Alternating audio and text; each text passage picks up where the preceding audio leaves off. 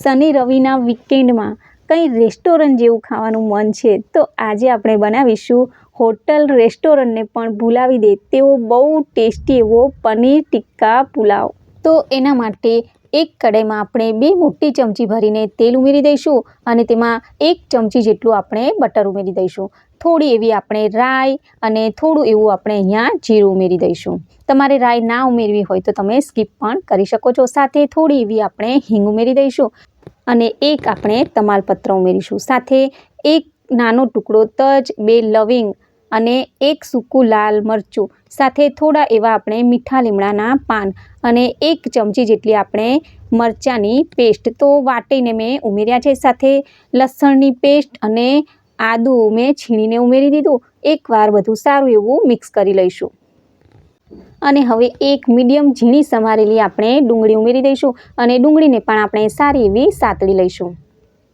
અને આ રીતે ડુંગળી સતળાઈ જાય પછી આપણે આમાં ઝીણું સમારેલું કેપ્સિકમ ઉમેરી દઈશું। કેપ્સિકમને પણ આપણે થોડી વાર માટે સાતળી લઈશું અને થોડું એવું ગાજર મેં આ રીતે છીણી અને ઉમેરી દીધું।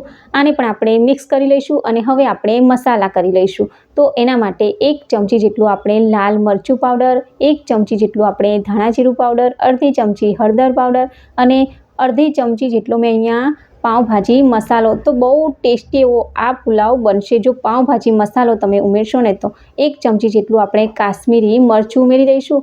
એકવાર મિક્સ કરી લઈશું અને હવે આપણે આમાં સ્વાદ પ્રમાણે મીઠું, તો ભાત બનાવતી વખતે પણ આપણે મીઠું ઉમેર્યું હોય તો સાચવીને ઉમેરવાનું અને 1 મીડિયમ એવું ટામેટું મેં સમારીને ઉમેરી દીધું। બધું મિક્સ કરી લઈશું, થોડી વાર સાતળી લઈશું અને હવે આપણે આમાં લીંબુનો રસ ઉમેરી દઈશું અને આ સમયે આપણે આમાં જે છૂટો છૂટો ભાત બનાવીને રાખ્યો તે પણ ઉમેરી દઈશું। સાથે લીલા ધાણા ઉમેરી દઈશું અને હવે હલકા હાથે એકદમ સારી રીતે ભાતને મસાલામાં મિક્સ કરી લઈશું।